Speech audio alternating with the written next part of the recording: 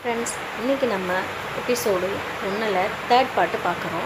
இந்த தேர்ட் பார்ட்டில் நம்ம ஹீரோயினியோட நாளைக்கு ஈவினிங் நடக்க போகிற ஃபங்க்ஷனுக்கு நம்ம ஹீரோயினி வர்றாங்களான்னு சொல்லிட்டு இந்த லேடி அந்த அங்கிள்கிட்ட கேட்குறாரு, நீ நம்ம ஹீரோயினுக்கு கிடைக்கக்கூடிய ஐ டொனேஷனை நீ ஏன் ஸ்டாப் பண்ணியிருக்கு? நான் எதுவும் செய்யலை, எனக்கு எதுவும் தெரியாது, தேவையில்லாமல் என் மேலே பழிய போடாதீங்கன்னு சொல்லி அந்த லேடி சொல்கிறதுக்கு அதுக்கு அவர் சொல்கிறாரு, நீ என்ன பண்ணுறேன்னு எனக்கு தெரியும், நீ ஒரு நாள் என்கிட்ட மாட்டுவ, அன்னைக்கு நான் உன்னை பார்த்துக்கிறேன் அப்படின்னு சொல்லிட்டு அவர் கிளம்பி போயிட்டார்.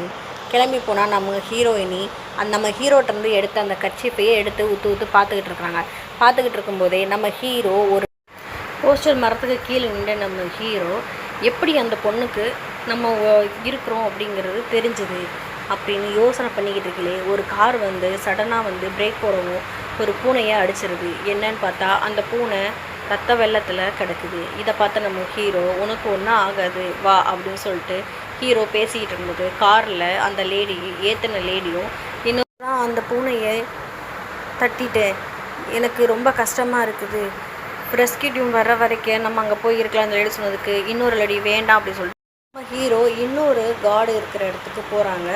அங்கே போனால் அந்த கார்டு பூனைங்களோட விளாண்டுட்டு இருக்கும்போது சொல்கிறாரு, என்ன யாராலையாவது பார்க்க முடியுமா அப்படின்னு சொல்லிட்டு கேட்கும்போது, நீ யாரையாவது தொட்டால் மட்டும்தான் உன்னைய அவங்களால உணர முடியுமே தவிர பார்க்க முடியாது அப்படின்னு சொல்லும்போது, நீ ஏதாவது வேலை பார்த்தியா சொல்லுன்னா, நான் எந்த வேலையும் பார்க்கலையே அப்படின்னு சொல்லி நம்ம ஹீரோயினி தானே உணர்ந்ததை பற்றி யோசிச்சுட்டு இருக்கும்போதே வேகமாக இறங்கி வர கர்ச்சீப் எங்கே போச்சு அப்படின்னு தேடிக்கிட்டு இருக்கும்போதே தன்னோட குருநாவது அந்த கார்டு இப்போ பார்த்த அந்த கார்டு தனக்கு ஒரு கர்ச்சீப்பை ப்ரெசென்ட் பண்ணதை நினச்சி பார்க்குறாரு.